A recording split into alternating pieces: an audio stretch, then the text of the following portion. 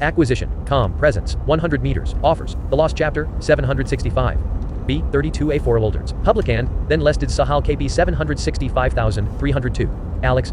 HORMOZI first, your first avatar, these aren't the droids you're looking for. Obi-Wan Kenobi, Star Wars, A New Hope.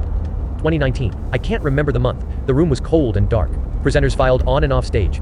We sat at the cool kids table for business owners who had software over 10-0 annual recurring revenue. We felt good about ourselves. Our software company, LAN, had recently crossed $1,700,000 per mo threshold in its first 6 months. As we chatted between speakers, the event host got on stage. Our next speaker is someone everyone should pay close attention to. This man is responsible for over $50 billion in sales. The noise in the room quieted. The host continued, he is a specialist in pricing and profit maximization. He worked for years at Vista, one of the most renowned software private equity funds in the world. Gulp. Reality check. I'm still a minnow. The speaker broke down the process Vista used to grow companies. Their method was unlike any I'd heard. Here's how it worked. When they consider acquiring a company, they analyze the company's current customers. They look for the customers who stay the longest and pay the most. Then, they score them according to this value. The highest scores go to the customers worth the most, the lowest to the ones worth the least. If they feel there's a vein of underserved, valuable customers, they buy the company. Once they buy a company, they'd cut channels that brought the low-value customers. Then they double down on the channels that brought in the best ones. That's it. More of the high-profit customers. Fewer low-profit customers. Rinse. Repeat. When he broke down the math, it became even more obvious. It was Pareto's principle on steroids. 20% of customers bring in 80% of revenue. If you replace the 80% with those high spenders, you grow the business 5x. No small feat, especially in billion-dollar companies. I wondered how I could apply this method across our portfolio. Since then, it's become a pillar of our value acceleration method, VAM, at acquisition, finding the right customers. Earlier, I talked about picking the right market. It's an important strategic business decision. Choosing the perfect avatar is a subset of that larger decision.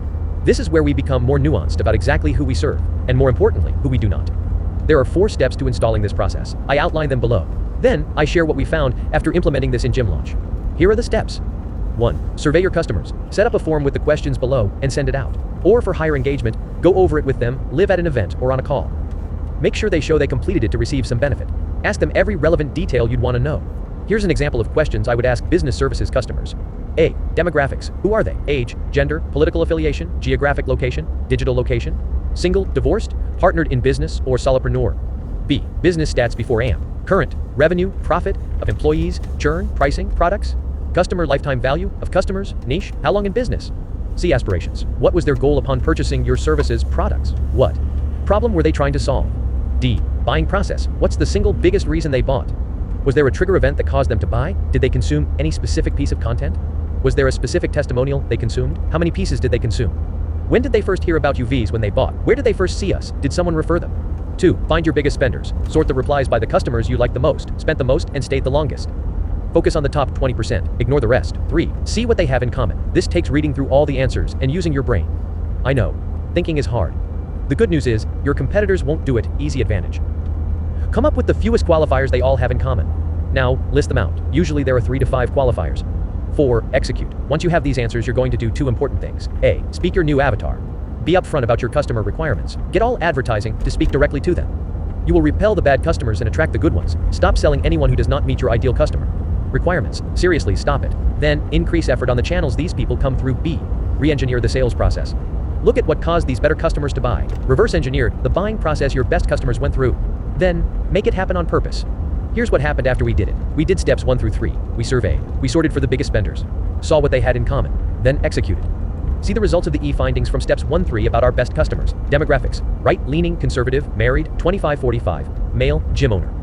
US-based business requirements. Signed lease, 1 employee's minimum, $10,000 per month revenue minimum. When starting, min 30 existing clients' aspirations. $1 million gym. Not work so much, open more locations, buying reasons. Not enough leads, bad market, bad pricing, can't find good employees. Step 4, new redefined avatar. We surveyed our customers to see what the top 20% had in common.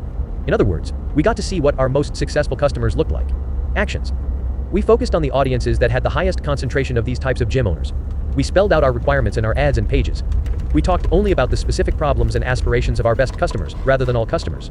Findings from step 1-3 about how they bought. After looking at the data, we found that 78% of our top customers had consumed at least 2 pieces of long-form content before purchasing from us.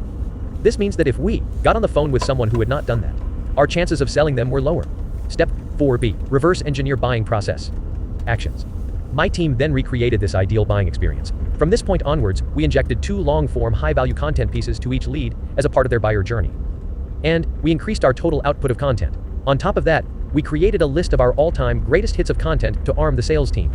They then hand-select 2 to 3 pieces they think could help the prospect. By doing that, they forced them to go through the same buying process that caused our best customers to buy. Note, they were not disguised sales pitches, they were genuinely value-in-advance content. Like this, hopefully. A comparison. A while back, I considered buying an equity stake in a business services company that served fitness business owners. I spent the morning with the business owner learning about his business metrics. From speaking with him, I discovered that despite the owner serving the same vertical as me and making the same number of total sales, he was making 7x less profit. Yes, 70 times less. Spoiler, it wasn't because we're brilliant. It's because figuring out the most valuable customers to sell to works. The difference, they accepted anyone with a pulse and a credit card.